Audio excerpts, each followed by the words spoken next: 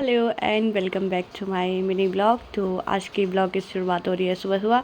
रास्ते में हमने ये पेड़ देखा जो कि बेचारा टूट चुका था बिकॉज रात भर बारिश हो रही थी, इसकी वजह से ये टूट चुका था, शायद हवा की वजह से। मैं और संजू आज जा रहे थे हॉस्पिटल बिकॉज मेरी बहन बीमार हो चुकी है। साथ यही होता है, जब हम थोड़े ठीक हो जाते हैं उसके बाद फिर से बीमार होने लग जाता है, कोई ना कोई बीमार होने लग ही जाता है। और यहाँ पे सुबह कोई दौड़ने भी नहीं आया था, ग्राउंड बहुत कम लोग थे, तो हम चल पड़े थे हॉस्पिटल जो कि हमारा सरकारी हॉस्पिटल है।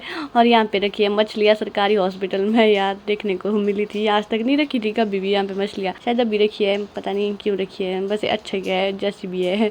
और हम जब पहुँचे यहाँ पे कोई था ही नहीं, और मेरी बहन बोली थी लाइट बचाओ इसलिए लाइट बंद करी थी।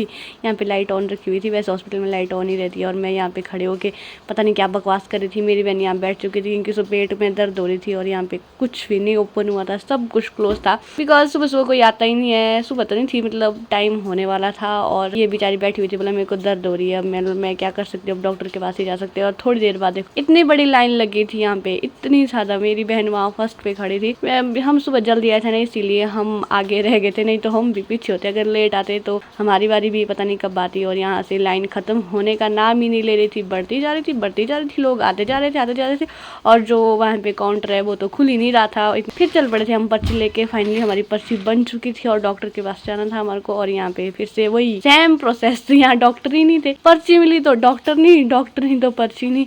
तो ये मेरे बहन ने करवा लिया था चेक डॉक्टर के पास, और इसको दिए थे टेस्ट करवाने को। और हम चल पड़े थे इसके ब्लड टेस्ट करवाने। ब्लड टेस्ट कराने के बाद ये मैं रोने लग गई, रोने। ये बोल रही थी कि इन्होंने मेरे अंदर पूरा ब्लड ही निकाला, ये इतनी पतली सी हो गई है आजकल, इस बीमारी की वजह से इसको ये प्रॉब्लम हो रही है, इसलिए हॉस्पिटल भी जाना पड़ा। और ये रोने लग गई, बोला मेरे को बहुत ज़्यादा दर्द हो रही है। मैंने बोला कोई बात नहीं, इट्स ओके, अगर ठीक होना है तो टेस्ट तो करवाना पड़ेगा।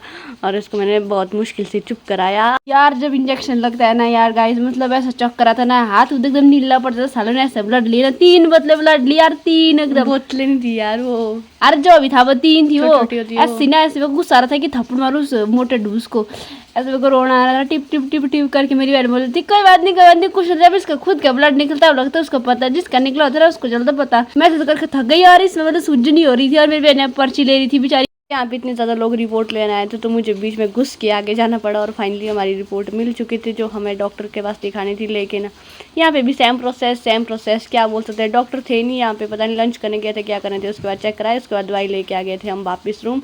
और इसको पता नहीं कौन सी दवाई दी थी, ये ग्लूकोज क्या था, ये ऐसा था कुछ, और ये पीने के लिए दिया था। बोला इसमें कुछ भी स्वाद नहीं होता है, अजीब सा था। तो यही थी इसकी दवाइयाँ। तो आज का ब्लॉग हम यही एंड करते हैं। वीडियो को लाइक कर देना, चैनल को सब्सक्राइब। मिलेंगे आपको नए ब्लॉग के साथ, नए दिन के साथ। बाय बाय गाइस, ध्यान रखो, बाय।